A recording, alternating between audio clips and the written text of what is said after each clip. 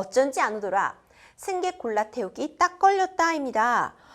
플랫폼으로 아무리 호출을 해도 인근에 택시가 없습니다. 운행 가능한 차량이 없습니다. 이런 메시지 받는 경우 있는데 특히 아주 가까운 거리의 경우에는 배차가 되는 경우가 정말 없다고 해요. 이를 증명이라도 하듯 서울시가 이제 한 플랫폼의 택시 운영 실체를 조사한 결과 이거 승객 골라 태우는 거 아닌가 이런 좀 의심을 받고 있다고 하는데 평론가님 택시 자주 이용하시나요?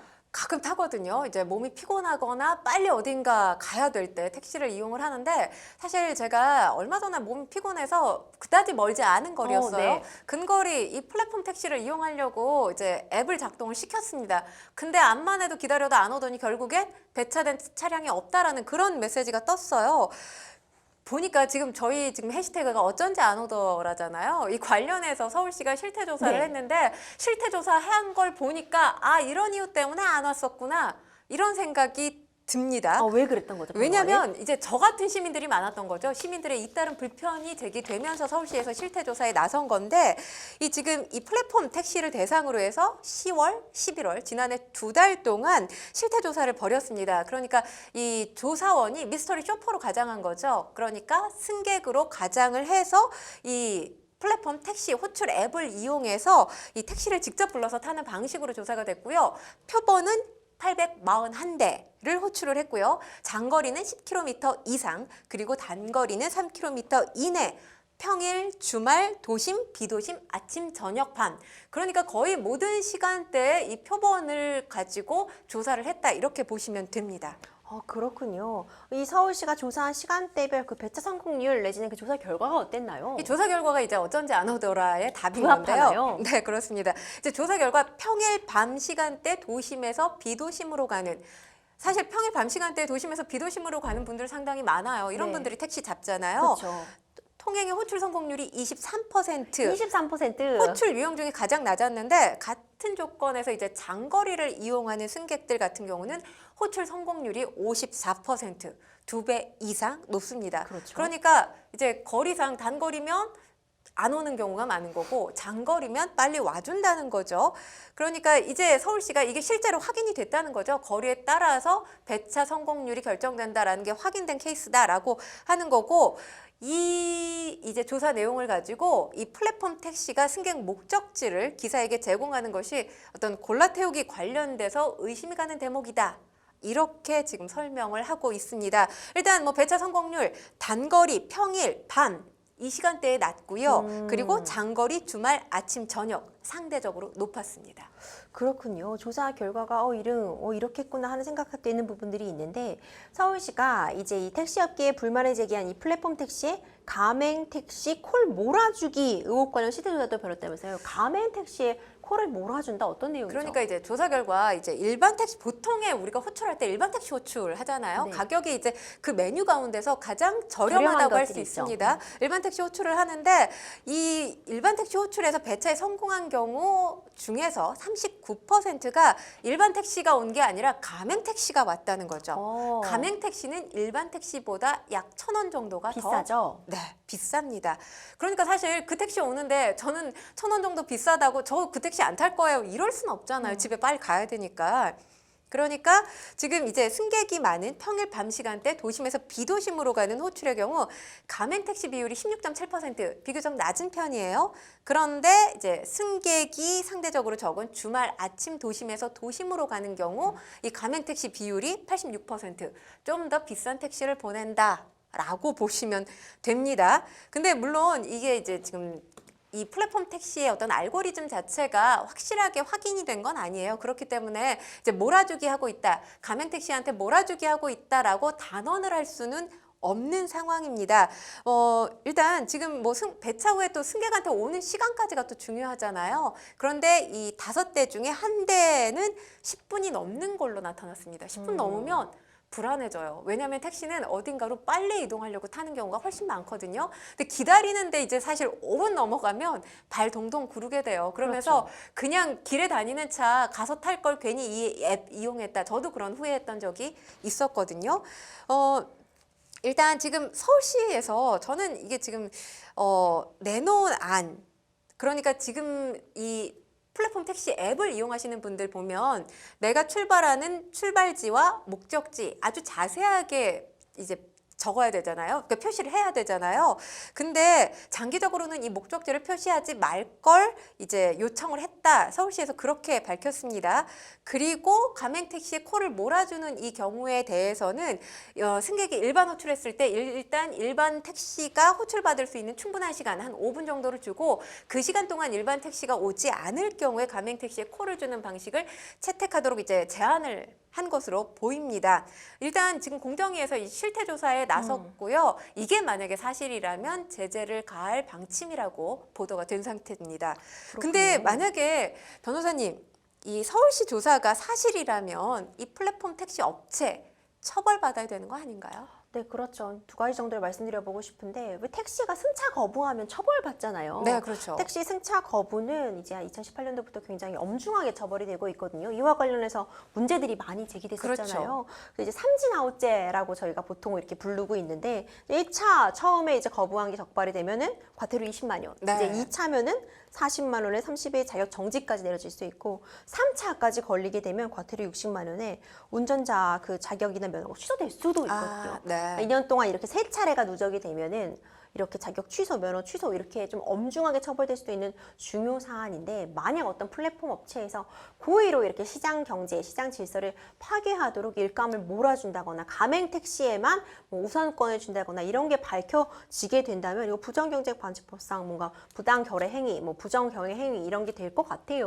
네. 그렇기 때문에 이 부분은 좀 조사에 따라서는 처벌 가능성도 있을 수 있을 것 같아서 좀 면밀하게 분석해 볼 필요가 있을 것 같습니다. 이런데 이제 해당 플랫폼 택시 업체 측은 강력하게 반발하고 하셨잖아요. 아니다, 사실과 다르다 이렇게 밝힌 거죠. 네, 그렇습니다. 그러니까 이제 거리에 따라서 승객 골라 태우지 않는다라는 취지입니다. 뭐 어쩐지 그랬다, 그거 아니라는 게 바로 이 플랫폼 업체 측의 입장이에요. 그리고 지금 사실 이 서울시 조사는 그렇게 나왔을지 모르겠지만 우리 업체 때문에 일반 택시들, 그러니까 길에서 잡는 택시들 승차 거부 변호사님이 설명해 주셨지만 이 문제 해소하는데 우리가 지금 이 플랫폼 택시 업체 우리가 지금 도움을 주고 있다. 라는 취지로 발언을 했습니다. 그리고 몰아주기에 따른 결과라고 보는 것은 무리한 해석이라는 게 이 업체의 입장이고요. 그리고 이제 조사 방식 표본수 한계가 분명히 있다. 841대로 조사를 했다고 아까 말씀드렸잖아요. 그렇기 때문에 실제 택시 운행 트렌드하고는 좀 다를 수 있다라는 거죠. 이걸 확실하게 반영하기 어려운 측면이 있다라는 게 이 업체 측의 설명입니다. 그렇군요. 그리고 서울시가 이 콜라 태우기 뭐 해소 방안으로 목적지 이제 미반영 관련해서 지금 제안을 했잖아요. 본질적인 문제 해결하는 방안으로 보기는 어렵다라는 거죠. 그리고 과거에 서울시 역시 이제 공공 택시 앱 운영을 시도하면서 확인한 바 있다. 이렇게 주장을 했고요. 뭐 이 지금 업체 측의 주장은 수요 공급이 지금 불일치돼서 발생하고 있는 문제이기 때문에 근본 원인을 해결하는 방안으로 논의가 돼야 된다. 이렇게 주장을 하고 있는 상황입니다. 근데 만약 변호사님, 이게 역으로 서울시 조사가 잘못된 거다. 그렇다면 지금 관련해서 이 보도가 여러 뉴스들에도 그렇죠. 나왔어요. 엄청나게 또 타격을 받을 수 있는 그렇죠. 상황이죠. 업체 뭐 브랜드 이미지가 하락할 수도 있는 일이기 때문에 이 명예훼손으로 봐야 되지 않을까요? 만약에 잘못이라면. 명예훼손이라고 한다면은 이제 타인을 비방할 목적으로 허위 또는 사실을 적시해서 명예를 훼손한 경우에 성립을 하게 되는 건데 네. 이 경우에 사실 알 권리, 국민들의 알 권리나 공공의 이익과 관련된 부분이라고 방어를 하기가 좀 수월한 주제이기는 맞을 것 같아요. 다만 뭔가 불법적인 부분이 개입되어 있고 이 업체 측에 회복할 수 없는 그런 손해를 끼쳤다는 게 입증이 된다면 뭐 손해배상 청구는 하실 수 있겠지만 이 상황 같은 경우는 이제 공정한 범위 내에서 그래도 이렇게 치고받고 공방이 이루어질 수 있는 사안이 아닌가 이런 생각이 들거든요.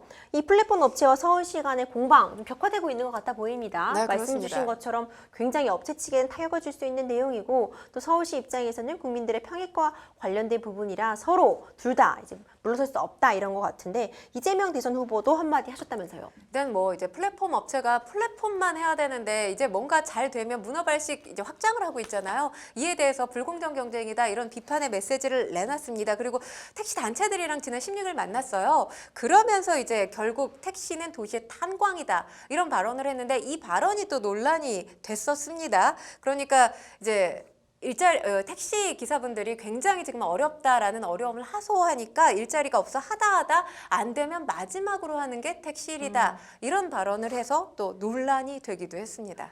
이거 SNS에서 비판이 일었을 것 같은데요. 일단 뭐 이준석 국민의힘 대표 같은 경우는 택시 운전 면허증이 있어요. 그리고 택시업을 직접 하기도 했었고요. 이와 관련해서 탄광업 그리고 택시업 종사하시는 분들 비하 발언이라는 취지로 비판을 했습니다.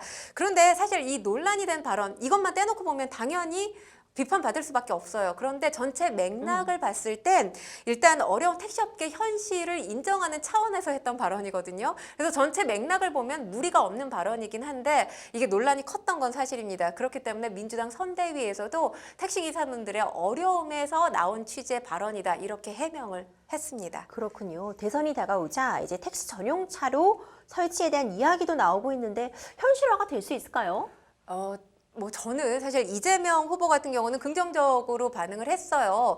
그러면서 이제 교통체증이 심하지 않은 시간대를 제외한다거나 합리적 방안은 있다라고 얘기했는데 현재 도로를 확장하지 않는 상황에서 이 도로에서 지금 버스 전용 차로 있잖아요. 여기서 택시 전용 차로가 있다면 이 자가운전 하시는 분들 또 자가운전이 습관인 분들도 있지만 자가운전을 하지 않으면 안 되는 상황인 분들도 분명히 계시거든요. 그러면 이분들이 도로에 나왔을 때는 정말 그냥 지옥이에요.